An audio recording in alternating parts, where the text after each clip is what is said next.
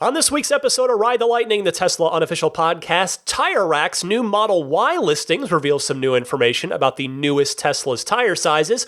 Hopes for an air suspension option on the Model 3 are renewed and then almost immediately dashed by Elon Musk.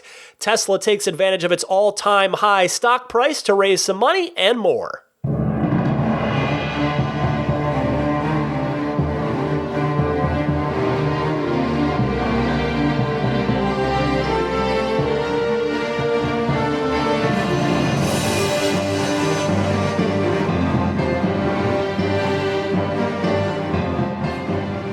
What's happening, friends? Ryan McCaffrey with you for episode 237 of Ride the Lightning, the weekly Tesla unofficial podcast. This one for February 16th, 2020. Daisy the Boxer Puppy chilling to my left on the couch. And remember last week when I said I should be all better by next week, meaning now? Well, those were famous last words. I shouldn't have said that because guess what? Now I have the flu, Influenza A. Thanks to a confirmed test. They did a little cotton swab up my nose when I went to the doctor, and they put it into some cool machine, and it indeed confirms Influenza A. So I've been out of work the last few days, both I could barely move the last two. Thankfully, at least today, I'm up and about a little bit, but still resting at home, and of course don't want to endanger my coworkers at all or anybody else. I've even been wearing a mask around the house to try and protect my family, but boy, it is. I've had a little bit of a rough go of it lately. It was a cold, and then that cold kind of roared back, and then I think it sort of might have been a light sinus infection after that because I felt pretty good, but still had some sinus congestion, and now Influenza A, the flu. My goodness. So, hey, the show must go on. I'm here. If I accidentally cough once or twice during the show, please forgive me. But boy. I'm really hoping that this is the last of it for a while, but anyway, I am traveling all next week, so that's another reason why I'm hoping that I'm going to feel better. But as far as this podcast goes, you will never know it. No interruption in the podcast or the schedule is planned, other than I might need to record on Thursday night for next week, or possibly Friday morning while I'm on the road rather than the usual Friday night. So if indeed that happens and I end up missing a big story, as always, I'll just catch it on the next episode. Real quick, before I get started with the news, a quick follow-up on the battery warranty updates that I talked about last week, and this comes courtesy of listener Patrick Wiggins, and after a conversation that he had with Tesla support. So those changes to the battery warranties apply only to vehicles ordered after, not delivered after, it's ordered after January 29th of this year.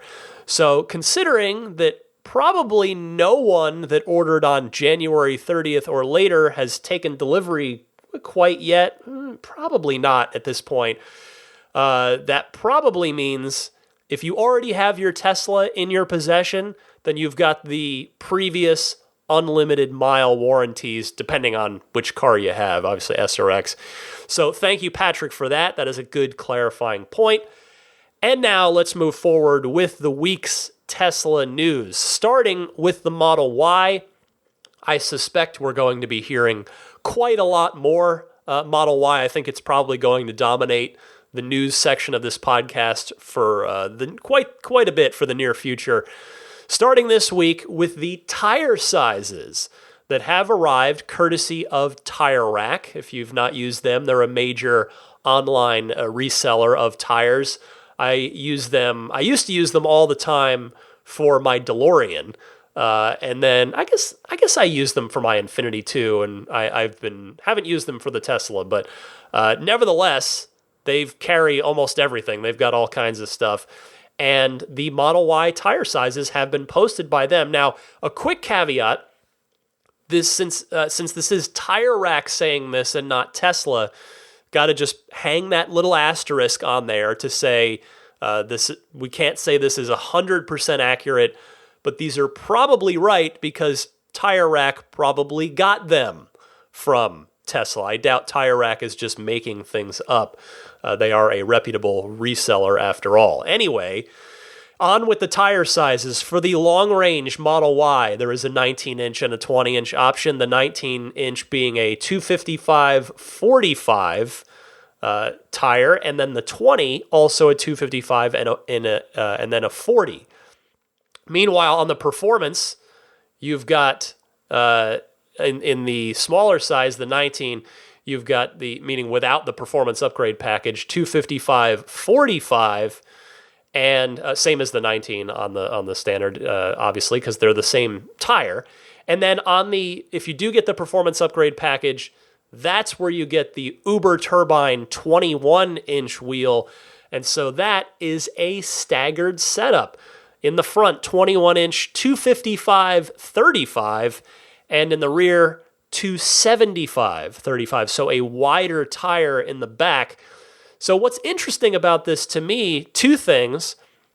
First, these are slightly different tire sizes than the Model 3. I thought they were going to be exactly the same tires and wheels. I mean, the fact that the blue Alpha prototype that Tesla showed at the unveiling about, 11 months ago, in fact, 11 months ago to the day as I record this, that vehicle had the 20-inch sport wheels from the Model 3 on it, had seemed to kind of back up that assertion that the Y would have the same tires and wheels, because, of course, we also knew that, and still know, that the 75% of the parts are shared between the 3 and the Y, but the tires and wheels are, in fact, not among them. The Model 3, if you don't recall off the top of your head, and that's quite all right, I had to go check myself, the Model 3 has 235/40s on it for the 19s, and if you have the 20-inch performance, the sport wheels, you've got 235/35s for your tires. So the Model Y's tires are a bit bigger. And then, of course, the second point I wanted to make is, again, if you opt for that performance upgrade package to get those 21-inch Uber turbines, they are, as I've just mentioned, staggered tires. It's not unheard of in the world of Tesla to have staggered tires.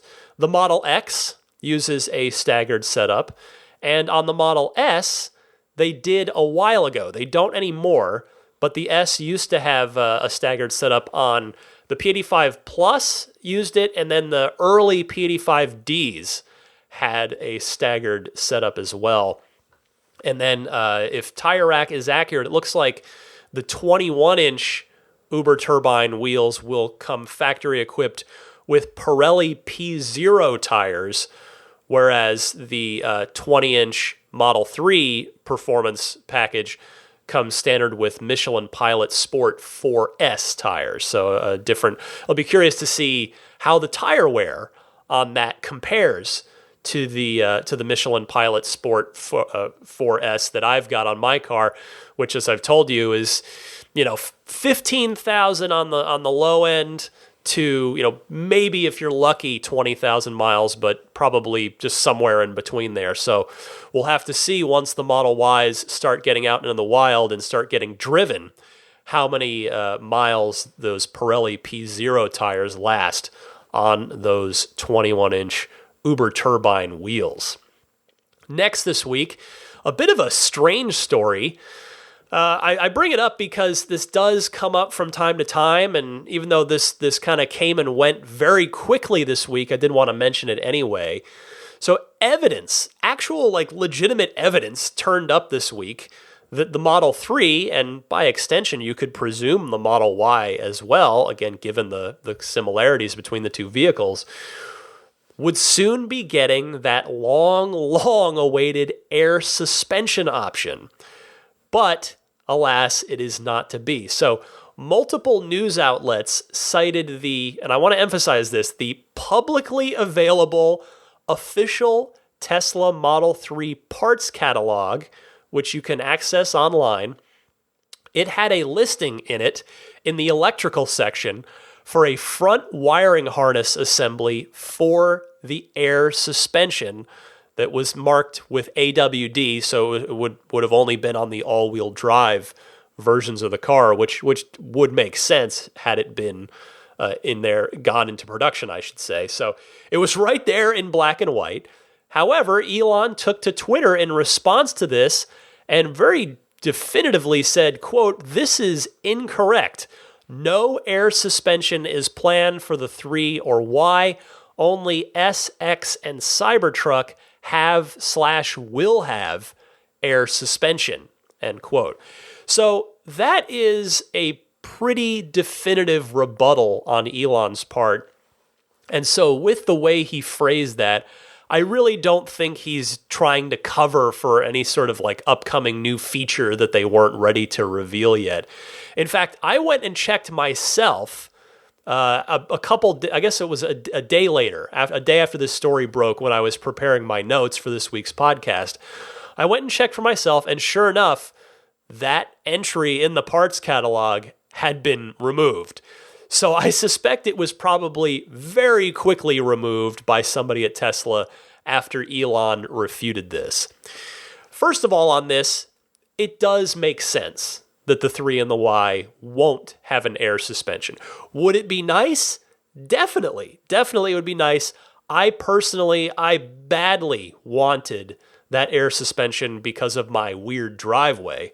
I ended up having to modify the driveway itself so I could, get the car in without scraping it. All's well that ends well, I guess. And Elon had also originally said that it would happen. In fact, it was in response to me on Twitter back in 2017.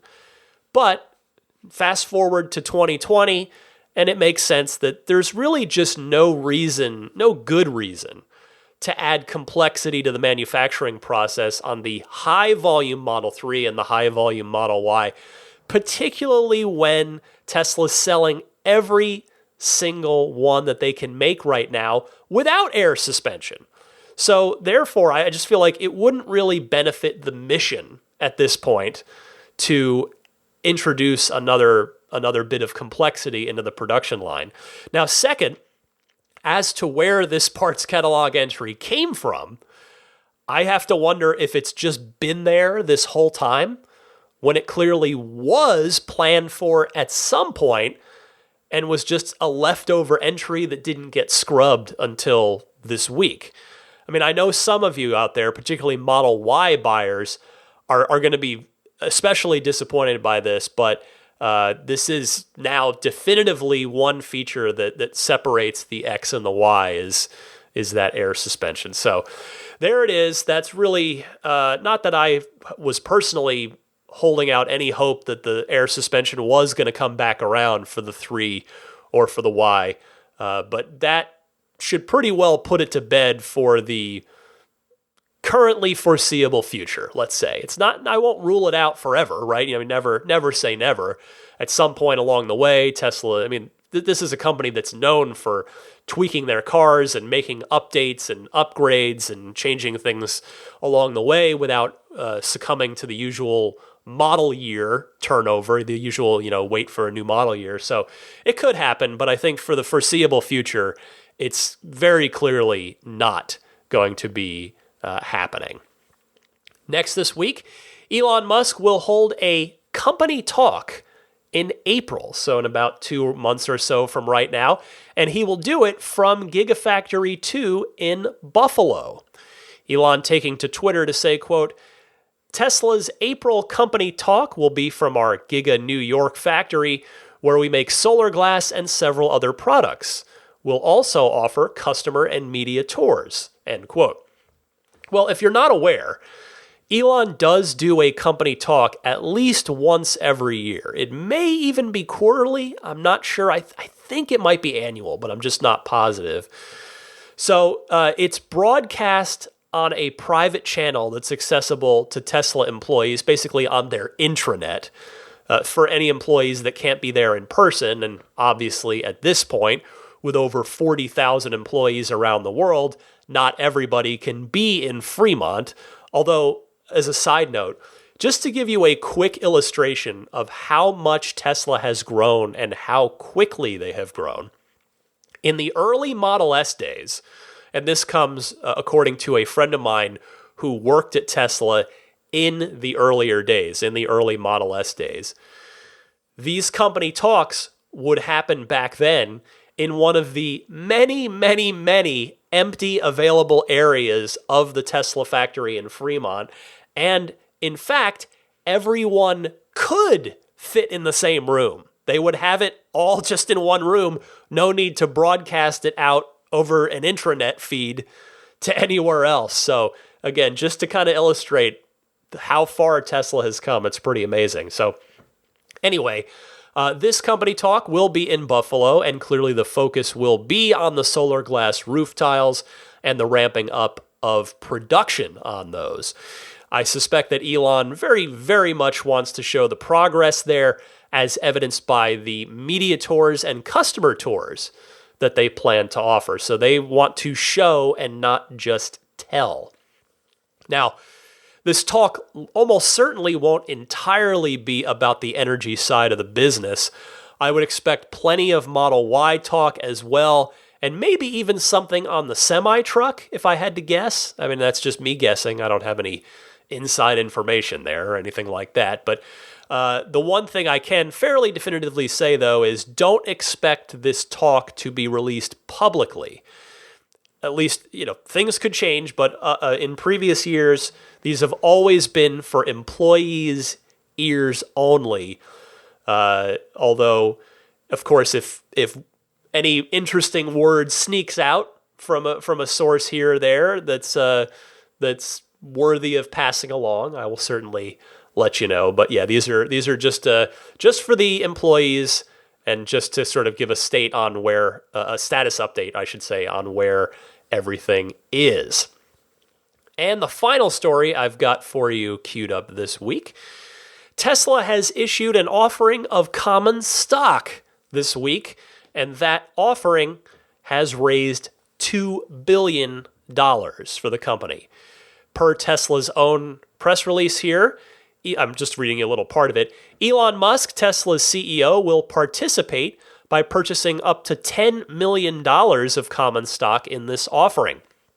In addition, Larry Ellison, a member of Tesla's board of directors, will purchase up to $1 million of common stock. The aggregate gross proceeds of the offering, assuming full exercise by the underwriters of their option to purchase additional securities, would be approximately $2.3 billion before discounts and expenses. Tesla intends to use the net proceeds from the offering to further strengthen its balance sheet, as well as for general corporate purposes.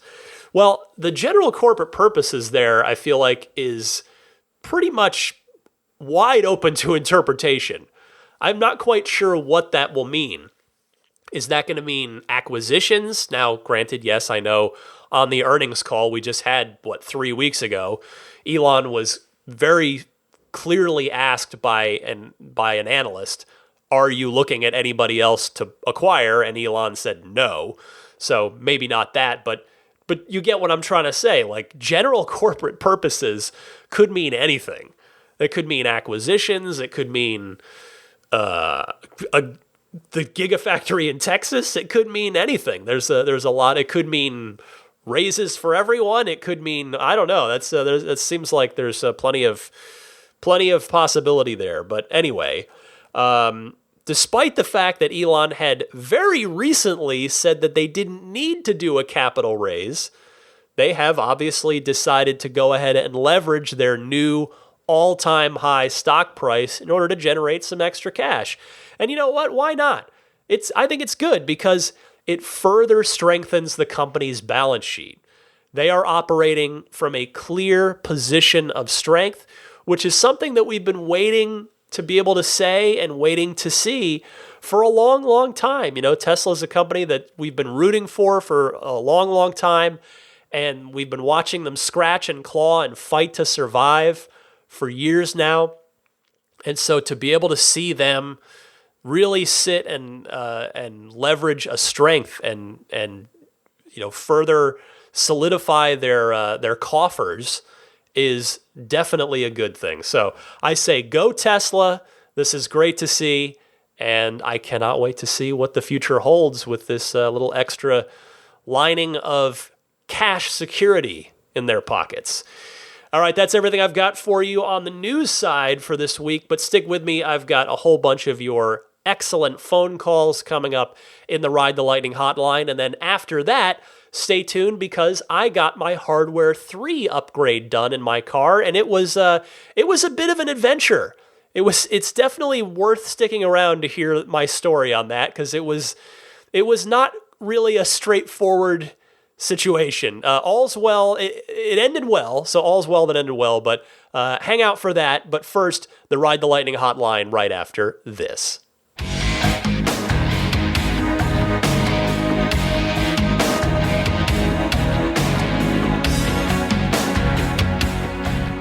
All right, it is Ride the Lightning hotline time. Your questions, your comments, your discussion topics as they pertain to all things Tesla.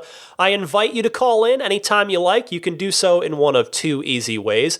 Either use your smartphone's built-in voice recording software to record your question. Please try to keep it to a minute and a half or less, 90 seconds or less. And you can send that file to me at teslapodcast@gmail.com. Or you can call in with that same 90-second or less question, comment, or discussion topic and leave a message on the Ride the Lightning hotline itself. It's a toll-free number that you can call up anytime, day or night, and that number is 1-888-989-8752. Again, that's 1-888-989-TSLA. And if you know someone special with an upcoming birthday, anniversary, graduation, or some other special occasion, you can give them a unique gift of recorded voices from friends and family telling them why they are special. The recordings can be podcasted or put onto a keepsake. Visit lifeonrecord.com to learn more. Let me kick it off with Jeremy from New Zealand, who has what I think is a pretty good feature suggestion. Go ahead, Jeremy. Hey Ryan, it's Jeremy from Christchurch, New Zealand. I was just working through one of the recent software updates I had, and it was one of the ones with the Save the Dashcam on Honk feature. And I know you have a few Tesla employees that listen to your show, and something that crossed my mind that would be even more useful than Save on Honk would be a function whereby when you apply the brakes above a certain threshold, for example, in an emergency braking scenario, I know it has the function where it flashes the rear brake lights, and it would be a good feature to be able to have that so that when that threshold is triggered, that automatically saves the dashcam footage as well. I'm not somebody that normally toots at people if things go wrong, so that save on toot wouldn't really be particularly useful for me, but if I do slam on the brakes in an emergency situation, it'd be really handy to know that that's going to automatically save that dashcam footage for me. Anyway, love the show, keep up the great work, and looking forward to the next one. Jeremy, I think that is an absolutely fantastic idea, and I would love to see Tesla implement that yesterday. Seriously, that's one of my favorite feature suggestions that I've heard on this podcast, and I've heard a lot of great ones from you guys. That one's really good, and I think it's really good for the very same reasons that Save on Honk is a good idea as well. So, Jeremy, thank you very much for calling in with this. Let's hope that that finds its way to the ears of somebody inside the walls at Tesla who can fire that onto the feature roadmap for the software team. Let me go now to Sarah in Cleveland. Sarah, welcome to the show. Hi, Ryan. This is Sarah from the Cleveland, Ohio area, and I'm calling actually with two questions, if you don't mind. The first one, I was just listening to episode 236, and you mentioned about your battery breathers and, your VIN model being within that certain range. Where does everybody get their information? I usually end up going on Reddit and Googling things, but I have no idea where to actually find information such as what you mentioned previously. And my second question is, unfortunately, I don't have a very long commute to work, but I do love to drive, which is why I have my Model 3. What I do actually every night is I charge it to the minimum amount of charge that you can do. You can only move the line to the left so far, so that's what I do, thinking that may have a better longevity, I suppose, for my car. So I was wondering what your thoughts are on that. And then finally, thank you so much for your enthusiasm and your effort to our growing EV community, and tell Daisy hello from me. Thank you so much. Bye. Hi, Sarah. Thank you very much for your call. So let me address your second question first.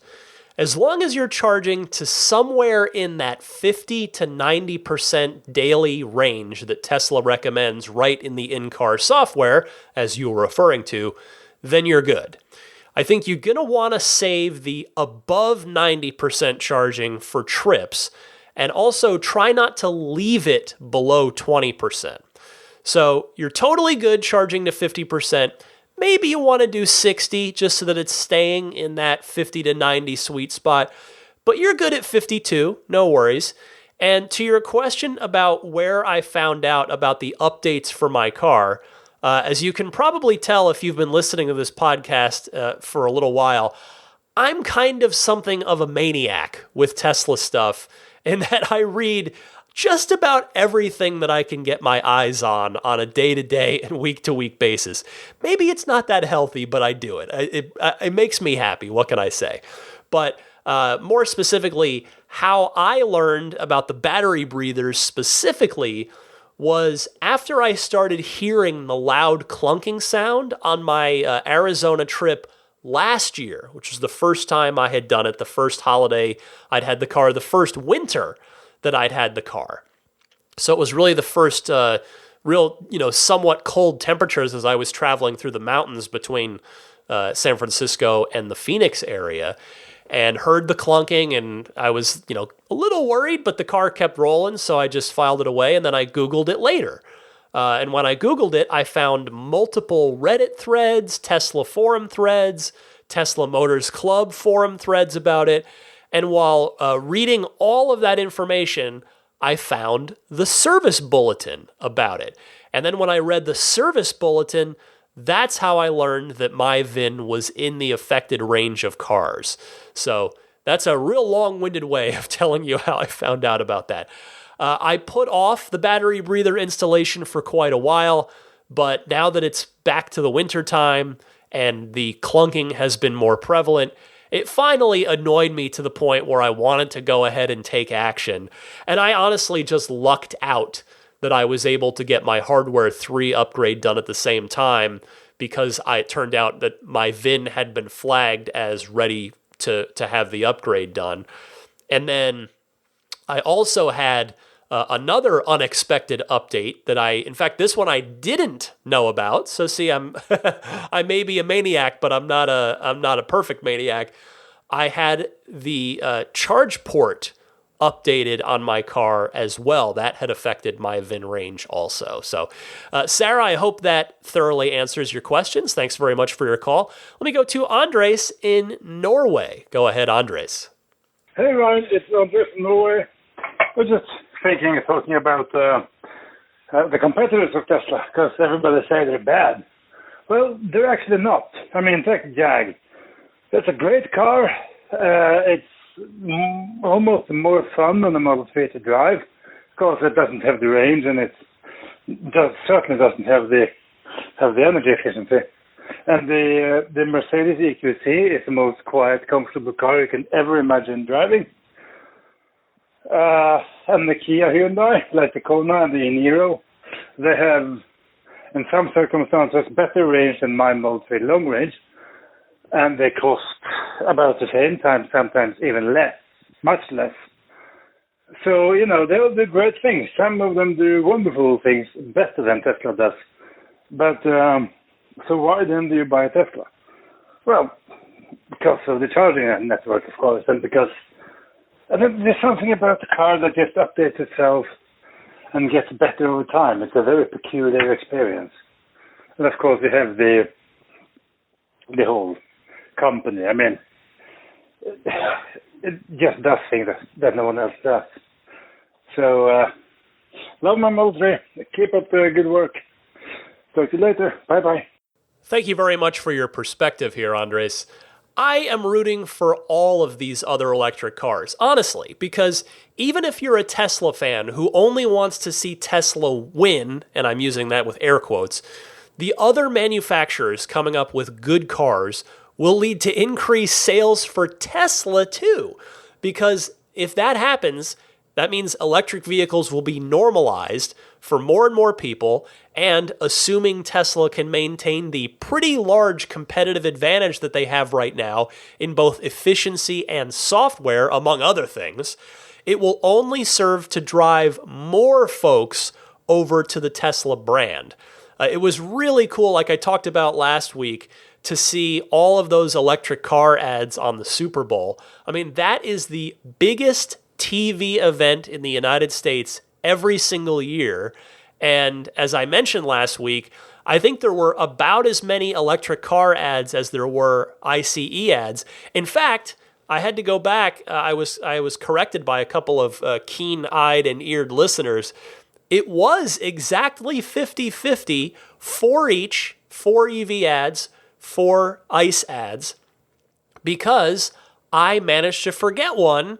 So I don't know how this didn't make it into my notes because I was watching the Super Bowl live and I saw the commercial, but I left out the Ford Mach-E ad starring Idris Elba. So it was 4 EV ads, 4 internal combustion car ads, and that is great to see. So thank you very much for your call. Let me go to Pete from Carmel is up next, wants to talk about some journalism. Thankfully not mine in this case. Pete, go ahead. Hey Ryan, this is Pete from Carmel. Just wanted to bring your attention to an article in the Wall Street Journal that was published today. And the article essentially is a summary of some testing supposedly that was done by 8 different journalists at Wall Street Journal in various locations around the world, including Germany, China, the United States. And basically what they did is they each transitioned to the use of an electric vehicle in their location and then sort of documented their experience. And this is a bit of a venting session for me, but it was a terribly done article. And, once again, sowed doubt in people's minds about the feasibility of owning an EV. They were using less than spectacular EVs, in my opinion, and they were also using, poorly available charging networks that were slow.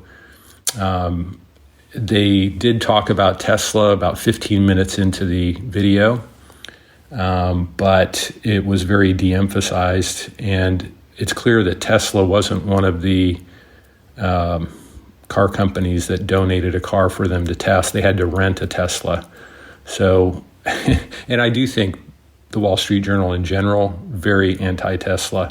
So it's frustrating. I just wanted to, rant about it a little bit.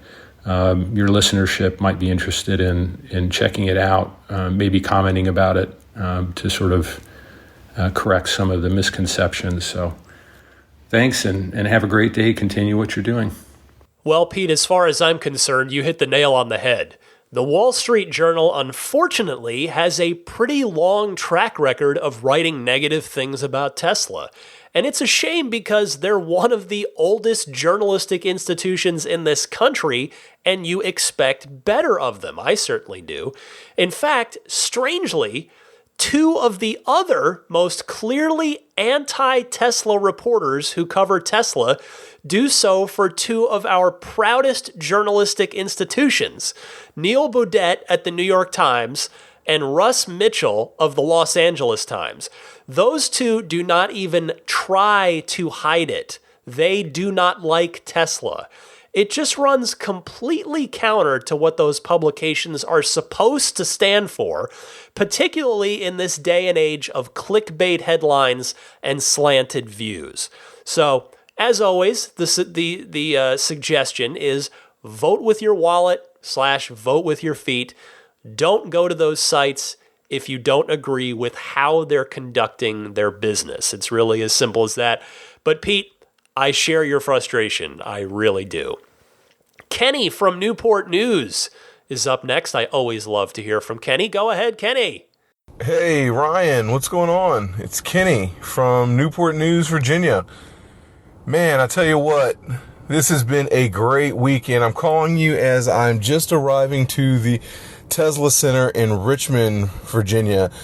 I came up here this weekend and they were nice enough to offer me a Model S to take home for the weekend. And man, I'm blown away. This car is truly remarkable. Everything I expected out of it and more. I don't currently own a Tesla, but I have been wanting to get into one for a while. And man, I tell you what, this is putting me really over the edge with this experience. So one thing I really did want to note, though, the car is blown my mind in every way I could imagine. The only thing, though, that as I listened to your podcast on the way up here this morning that kind of caught me was during the quarterly earnings call, Elon mentioned something about full self-driving, and this is something I've been kind of paying attention to for a while. And now after driving the car, the autopilot, in my opinion, does work great. And maybe it's just because I'm a new user, I don't get it completely, but at the same time, though, I just don't see that autopilot is ready to roll out for full self-driving to an entire fleet anytime soon. I mean, there was quite a few instances with driving the car this weekend that the car really just kind of got confused when it came to driving itself, specifically in intersections. That was where I saw the majority of the issue. So anyway, I just wanted to kind of note that and talk about my experience. Thanks for doing the podcast, man. Listening every week. I love it. I really appreciate what you're doing here. All right. Thanks. Kenny, thank you as always for your great calls. I really appreciate your perspective as someone who's following everything going on in the Tesla world, but is new to the in-car part of the experience. And you're right, there is a big leap from freeway navigate on autopilot to city streets navigate on autopilot. What I would say in autopilot's defense is that as you get more time with it, which I know you said you haven't had a ton of time with it yet, that you learn the limitations of it. Basically, you start to get to know what it's really good at and what it's not really good at. And when you feel comfortable with both sides of that equation, it really starts to be even more beneficial to you as a driver, at least in my experience. That said, you are absolutely right about city full self-driving. It is a much, much taller hill to climb for Tesla. Even Elon has said how high-speed autopilot is doable, super low-speed autopilot is doable, meaning smart summon, but it's the in-between that's really tough. One thing, though, Kenny, you did mention that you said autopilot got confused on you in a lot of intersections. Just a quick note, you probably already know this, but just to make sure that I'm making this clear to everybody, autopilot is not currently designed to handle intersections yet, even necessarily passing through them in a straight line. So just, not saying don't do, I'm just saying be careful out there. That's all. Be careful out there. Jim from Placerville, California, wanted to react to something from the earnings call recently. Go ahead, Jim. Hi, Ryan. Jim from Placerville, California here. I'm calling about something you said in the Q4 earnings call episode. The question that I asked through say.com was the following. Will you release the Tesla ride-hailing network / app before full autonomy? If so, when will this happen? Might want to target California airports first, also a good place to add superchargers. Now, unfortunately, Martin read it too fast and left out a few key parts. First, he left out the when will this happen question and the suggestion immediately following it. I was suggesting that it would be smart to target California airports first for the Tesla network. A lot of Uber / Lyft drivers get most of their fares picking up people at the airport. I would drive for Tesla at the Sacramento airport tomorrow if they enabled it. I could do it with my Model 3 for Uber Lyft right now, but I really don't want to make money for Uber and Lyft. Anyway, at most airports there is a waiting area for Uber Lyft drivers. I was suggesting that this would be a good place for superchargers. Now that you know the context, does my suggestion make any more sense? Jim, thank you for that call. And hey, nice job getting your question upvoted enough to make it onto the earnings call. And yes, that makes a lot more sense to me now. Thank you very much for that follow-up. I completely see your point, and I agree that yes, putting a few superchargers at airports to specifically service and encourage drivers in the ride-sharing Tesla network would make a lot of sense. As I think I said on that earnings call episode, or at some point in the not-too-distant past, I'm telling you, I would quit using Uber and Lyft tomorrow if the Tesla network came online. So that day will come. Now, and I'd say that whether or not there's a human driver in the front seat. Objectively speaking, I am safer in a Tesla. If I'm not going to be in my own Tesla, I'm safer in another Tesla than I would be in any other gas car. And subjectively speaking, I'm more comfortable in a Tesla. I feel good being in a Tesla. I think I'd find it comfortable. I'd rather be with a Tesla owner and maybe talking a little Tesla on the ride. So that's me. That's where I sit with it. Thank you again, Jim. Brian from Pennsylvania is up next, also reacting to the earnings call. Go ahead, Brian. Hey, Ryan, Brian from Wallopin, Pennsylvania. So on the earnings call, Elon talked about batteries and the delay of the semi because of batteries. Seems like batteries is the big hang-up right now. My question is, why? Is it because they don't have good lithium, or because they don't have the manufacturing to make more? And either way, what's the solution? What's going to happen? If there's not enough lithium out there, like I've heard there's plenty of lithium, it's just a matter of getting it. So if there's supply issues for lithium, what are they doing to fix it? Then if it's manufacturing, like factories, what are they doing to fix it? Because I don't recall hearing anything either way on that. We just keep hearing more about building gigafactory in Germany, gigafactory in Shanghai, to build more cars. But what are we doing to build more batteries? Thanks again. Good question, Brian. I don't know for sure, but I think it's both. Elon has been spotted going around to various lithium-rich areas around the world. I think the most recent one I seem to remember hearing about was Chile, I think. But yeah, also the manufacturing, just like with the cars. You have so many production lines and so much production capacity at so many gigafactories, currently 2 that are dedicated to car battery production. So that's probably why you heard Elon teasing a Giga Texas on last week's podcast. More of everything is needed. Thanks as always for your call. Let me go to Najum from Miami, who's up next. Go ahead, Najum. Hey, what's up, Ryan? This is Najum calling from Miami. 2 quick questions I want to throw at you. I'll try to keep it brief.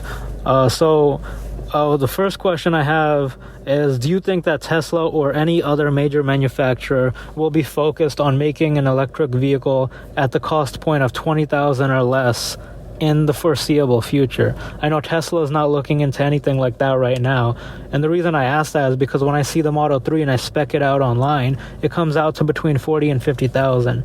And when I see $40,000, to be completely honest, my mind automatically thinks, wow, for $40,000, I could actually get 2 really nice cars from another manufacturer for that price.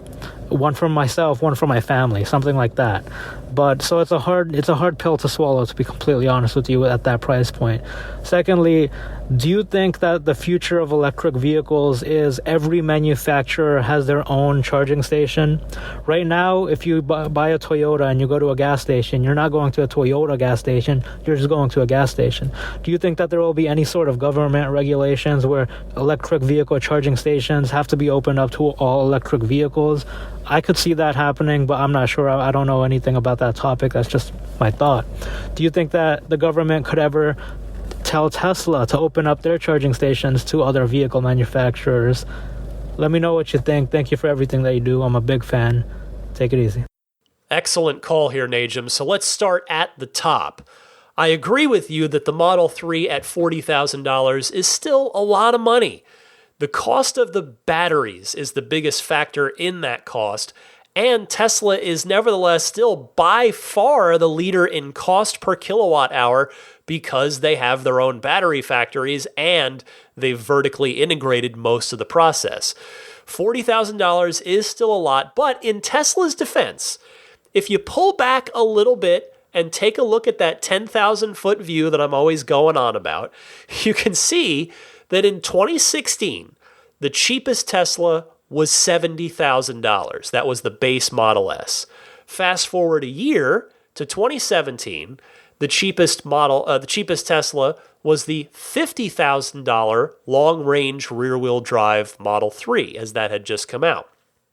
And then you fast forward again to 2019, and they got it down to $40,000 with the Standard Range Plus Model 3. Yes, technically, there's the $35,000 Standard Range, but you can't really buy it. You have to buy the Standard Range Plus and then get a rebate and get some software locks put in. So anyway, just for the sake of argument, so from 70 to 50 to 40.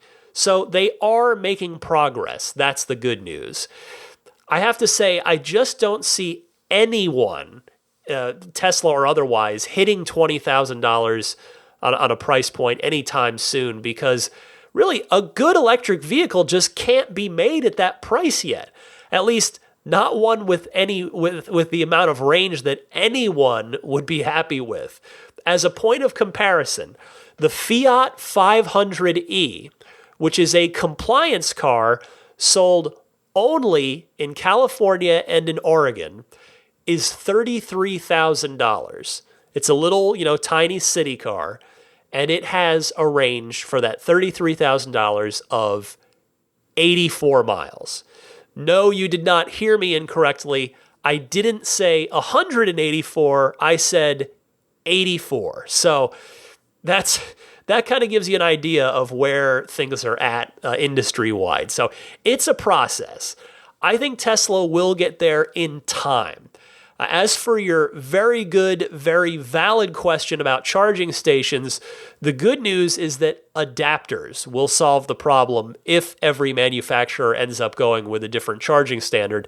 I mean, we already have seen that with adapters.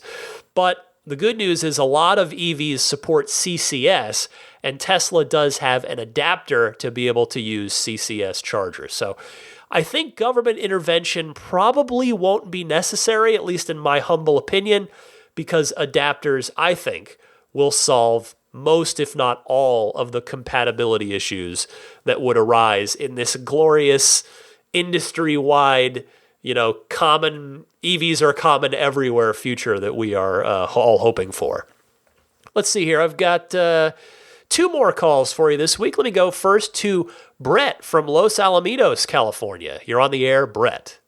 Hey, Ryan. This is Brett from Los Alamitos, California. I have a Model 3 for about 1.5 years now.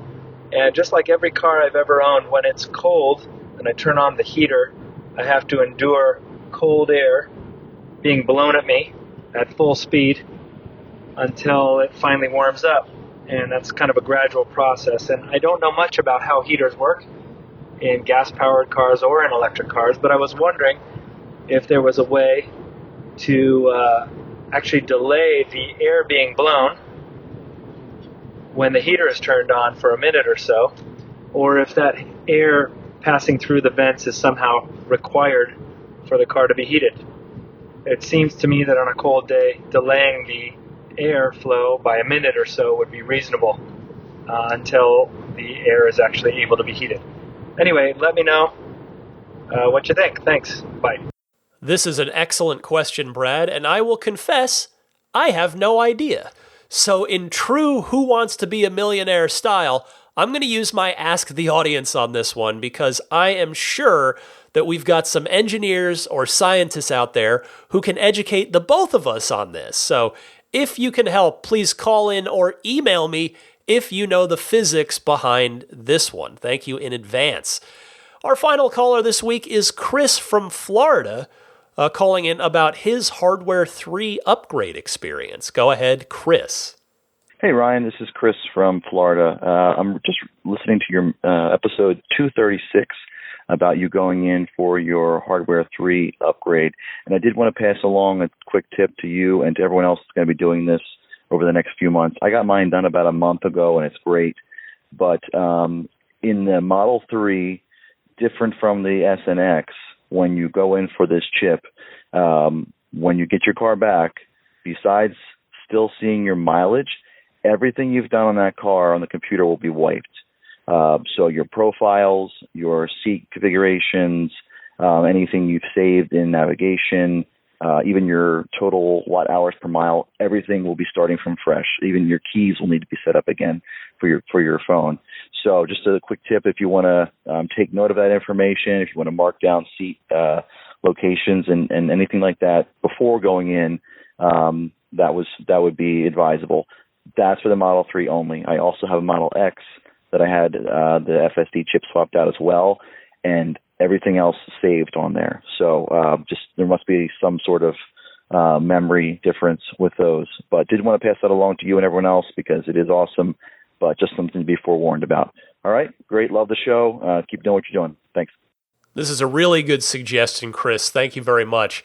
The one thing I really hoped wouldn't happen is to have my Slacker music data reset, because at this point, after over a year and a half of ownership, I've really curated a nice Ryan radio station in my car, and I would hate to lose that. Thankfully, since that's Slacker side and not stored locally in the car, it was preserved. But yes, taking note of any nav data, lifetime efficiency data, or favorite destinations is definitely a good suggestion for any Model 3 owners on Hardware 2.5 who will be getting the upgrade. Thank you as well to Antonio from Canal Tesla Brazil, who called in with this exact same good tip this week. So thanks to both of you there, and thanks to all of you for calling in.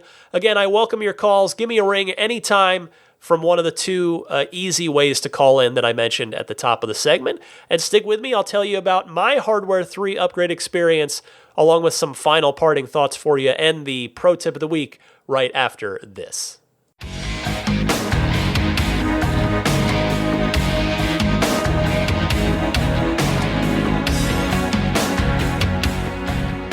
Oh my goodness, did I miss my Model 3. I have to tell you, with all sincerity, I try to always remind myself how lucky I am to own this car. I mean, it's really a wonderful privilege, but it just becomes especially evident how much of a wonderful privilege it is when I have to drive any other car. But the Hardware 3 upgrade is done, along with my battery breathers, and my VIN also had a charge port pin replacement flagged on it too, as you may have heard me mention to one of the callers earlier. So they swapped the charging port as well, and they adjusted the aim on my headlights. And delightfully, I have to say, despite the very sound warnings of the last caller there, even though I was braced to lose all of my data, my trip meters, my navigation stuff, my home link, I did not lose anything. Nothing was reset on my car, with the only exceptions being I had to repair my phone to the car when I got it back, and then I had to repair my home Wi-Fi onto it as well. But that was it. Everything else was fine. Everything else was still there, all good. My driver profile, all my Slacker songs, all my nav, everything. Everything was all good. And then I went in, of course, and I turned on, you have to enable the full self-driving visualization preview. So, of course, I did that. And it's neat. It's really cool to see. And seeing all the stop signs and then the stop lights, and it knows whether they're red or green, and it displays that on the screen, and arrow markings in the lanes on the road. So it's really neat to see what it sees. So really enjoying that so far. And then another thing I have to mention as well, on Hardware 3, my backup camera is more instantly responsive now. I use mine a lot when I'm in traffic. I like to turn it on to just make sure that nobody's getting like right on my bumper, because I hate that. And if somebody does that to me, I'll try to nudge forward a little bit to create a little bit of space, because if somebody rear ends that person, then the person behind me that's on my bumper is gonna get pushed into me, and I don't want that. So I do use my backup camera a lot when I'm in traffic, and on my old Hardware 2.5 computer, it would often, there'd be like just like a second and sometimes up to like 3 or 4 seconds, but there'd just be a short little hesitation usually before the backup camera would actually pop up. But now on hardware 3, it comes up instantly every single time so far. So that's really, really cool to see. Now, as to my upgrade experience itself, it was quite an interesting adventure. You know, as I think I told you last week, they had said when I dropped it off that it might take up to a week. You know, I dropped it off on Thursday afternoon, and they said, we're planning to have it back to you by the end of the day the following Friday. So that's what I was braced for. I ended up getting the call on Wednesday mid to late morning that it was ready. Thursday, pardon me. So still a week, which worked out to about 4.5 business days is how long they had the car for. But when I got it back, or when I went to get it back, it was a little bit of a comedic exercise because, you know, I talked to my service advisor, and he's very super nice, and he's like, okay, you know, you're all set. Any questions? I'm like, oh no, I think I'm all good. And I go to get in the car, or I open the door, and there's an error message. There's a warning message that's popped onto the screen, and it's about the 12-volt battery. It says the 12-volt battery needs servicing, so you replace it soon. I was like, wait a minute. Yeah, 12-volt battery requires service. Replace 12-volt battery soon is exactly what it says. So that's, you know, the 12-volt battery, if you're not familiar, it is, you know, more of like a traditional car battery, and it powers all the accessories in the car, things like headlights, etc. So even though we have giant battery packs in the floors of our cars, they still have a traditional 12-volt pack, 12-volt battery rather. But anyway, so that popped up. So, you know, I turned right around and flagged my service advisor he was still walking away from me, and I said, wait, excuse me, and showed that to him, and he took it back, and they replaced my 12-volt battery. And to their credit, they did it right on the spot. They did not say, you know, sorry, we're booked, we got to schedule you back another time. They took care of it right then and there. And he said, after, you know, he brought it back and the techs fixed it, he thought that the hardware 3 upgrade process might have taxed it, because it sits for a while trying to do the firmware updates. So whether or not that's actually the case, I'm not sure. But in any case, I'm just glad that it happened while I was still there, before I'd actually left the service center. So that was nice. And then, get this, so that gets done. So then I get in the car again, and I'm getting ready to leave, and I go to open my glove box to put something away, and instead, my glove box makes a weird sound and doesn't open. So it's like, well, that's not good. So then I had to get out of the car again, flag down the service advisor again, and say, hey, my glove box isn't opening. So again, to their credit, they took it right back and addressed it and got it taken care of. And they did get it back to me. So I had to wait a total of about an hour between the 12-volt battery and the glove box. But they took care of it, so I'm very happy about it. I couldn't, you know, I was in no hurry. It wasn't a big deal. I did want the car back that day, ideally, but you know, I was happy to wait while they took care of it right there on the spot. So that was very good of them. And then I'll tell you, it turns out I was reading a Reddit thread just yesterday or today, and it sounds like, I mean, granted, it's anecdotal evidence, right? But the glove box thing has happened, at least in that thread, had happened to a few other folks in that thread. So I wonder if that seems to be a common issue. And if you're wondering, well, wait, what the heck does the glove box have to do with hardware 3? It's because the full self-driving computer, your autopilot computer, whichever version you have, it lives behind the glove box. So that is where it's located. So the glove box has to come out for them to do the upgrade. So that explains why. So it seems like maybe they haven't quite smoothed out the process for reinstalling the glove box after they have done the computer. I'm not sure. Maybe it's just me and a few other folks from the Reddit thread just got unlucky and things happened. But again, they took care of it. I was happy. And then I was finally on my way. And when I was, it was time to calibrate the autopilot sensors again, the cameras and sensors, so that hardware 3 would actually work. And my service advisor on the way out had said, hey, it could take up to 100 miles to calibrate. And I was like, really? Because on the old hardware versions, the guidance was like 40 to 50 miles. And in fact, in my own personal experience, I had to calibrate my hardware 2.5 twice. Of course, there was delivery day. That took about 30 to 35 miles. And then the same thing, about 30 to 35 miles, the second time I had to do it, which was when I had my windshield replaced. So, he said up to 100 miles. And I'm like, okay, well, that's all right, whatever. There's nothing I can do about it. So I start driving, and after I had a running trip meter up on the screen, when you just swipe to the right on the left side of the screen in a Model 3. And so I could see how far I'd driven since I left the service center.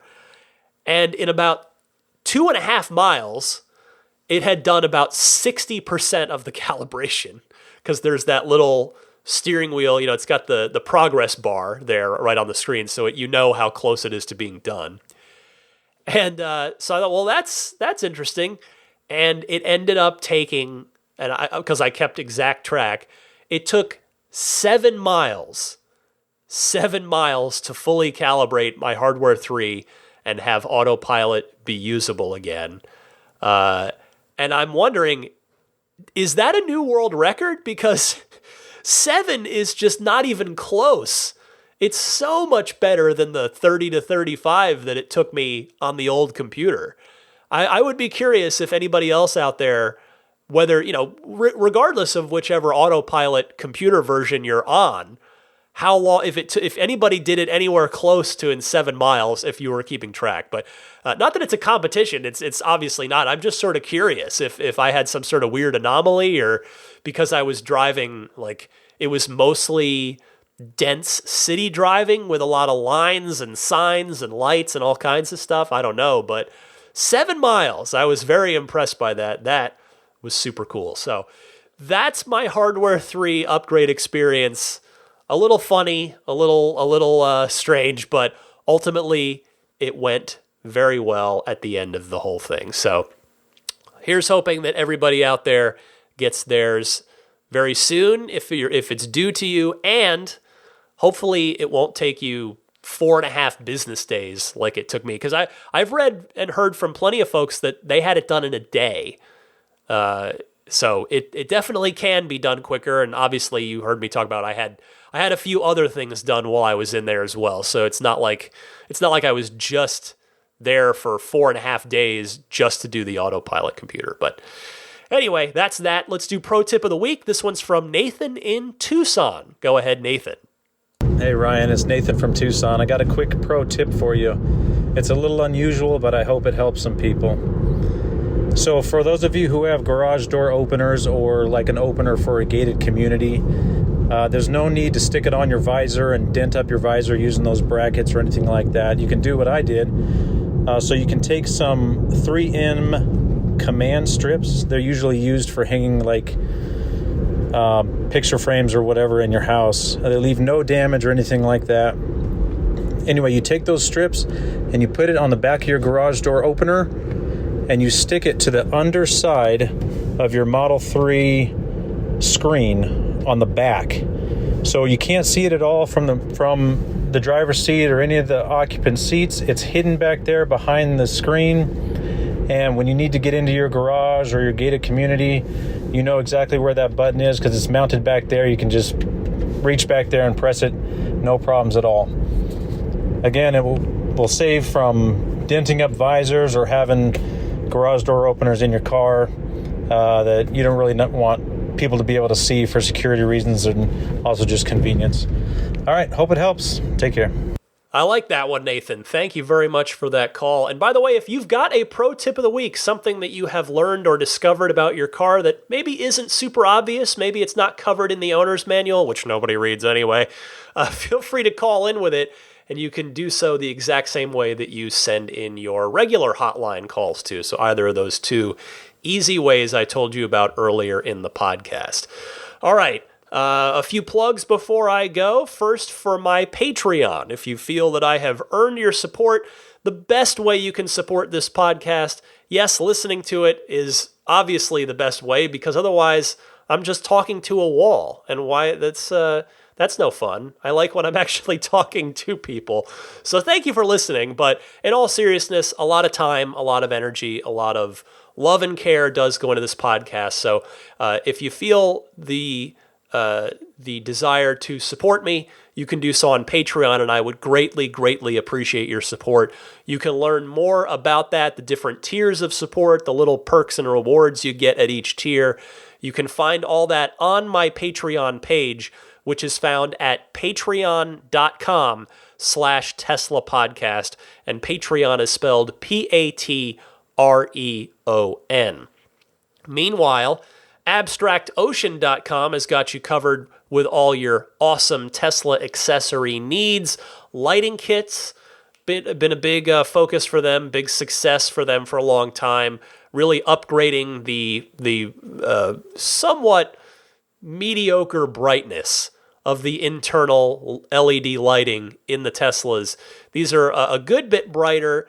You're probably going to love them if you feel like you want to give your car a little bit of an upgrade in the interior lighting department. So check all that out and a lot more. You know, there's the center console wrap kits, there's the tempered glass screen protectors, all that stuff, abstractocean.com, and use the coupon code RTLpodcast at checkout to get 15% off of your very first order. Meanwhile, Immaculate Reflections, my friend Jeff over there, wonderful detailer, just a master craftsman at his job. He is wonderful. He's also a great person. He will take excellent care of you and your Tesla, and whatever you want to do, whether it's just a nice, thorough clay bar wash and wax, or whether you want to do some paint correction, paint protection film, ceramic coating, whatever you want to do, Immaculate Reflections has got you taken care of. So learn more at the website, irdetailing.com. You can also look up Immaculate Reflections' work on their Yelp page, which is yelp.com/Immaculate Reflections, and on Instagram, where Jeff's handle is Immaculate_Reflections. Meanwhile, puretesla.com/RTL. That's the site to go to if you need a turnkey, just plug it in and go dash cam Sentry Mode solution. It is a nice prepackaged, ready to go USB adapter kit with a micro SD card that is designed to take the constant reading and writing and reading and writing that Sentry Mode and the dash cam do. The kits work great.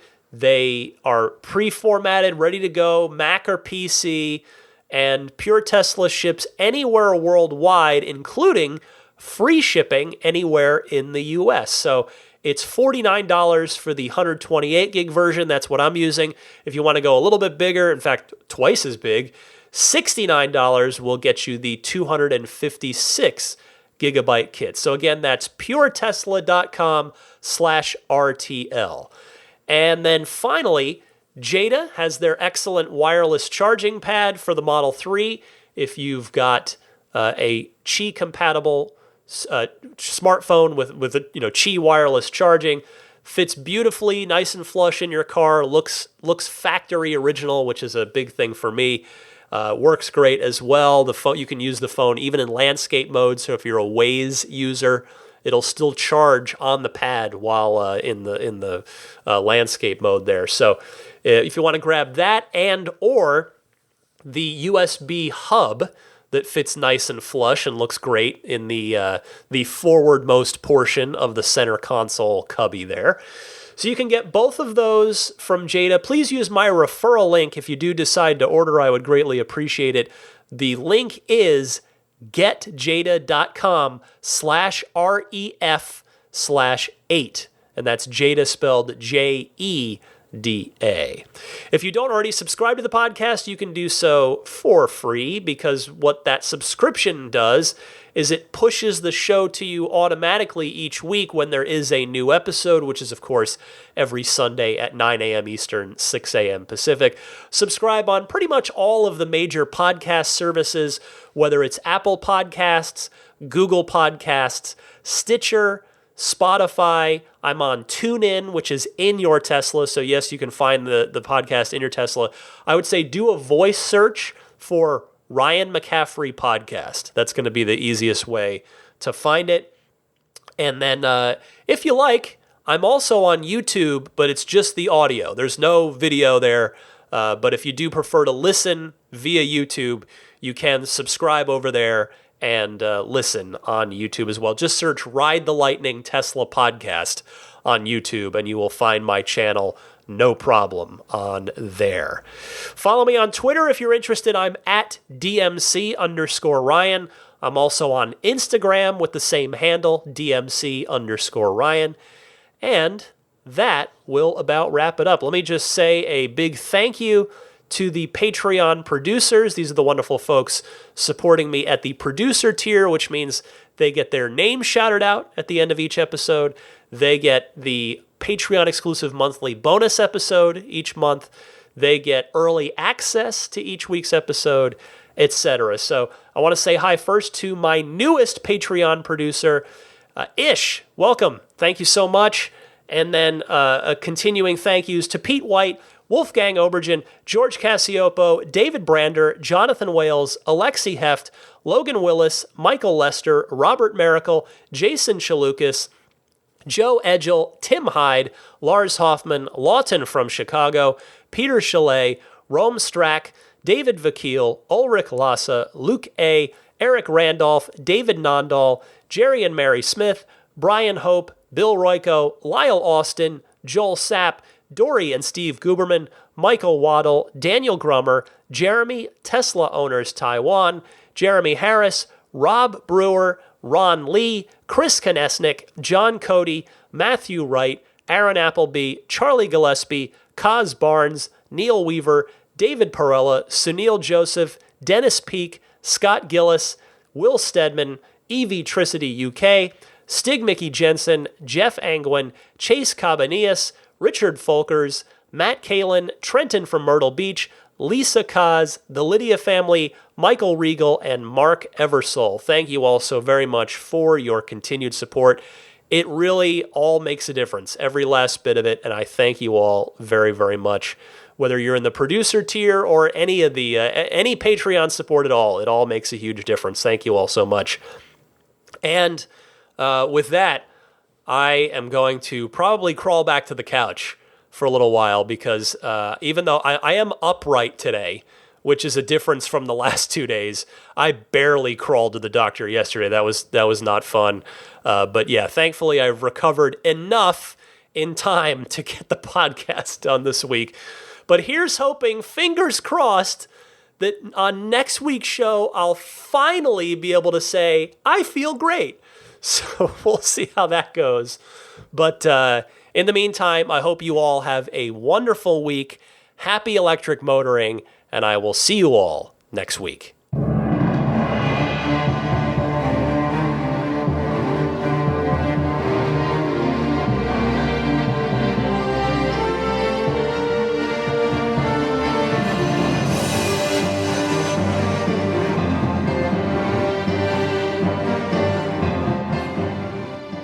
I mean, I think a Tesla is the most fun thing you could possibly buy ever.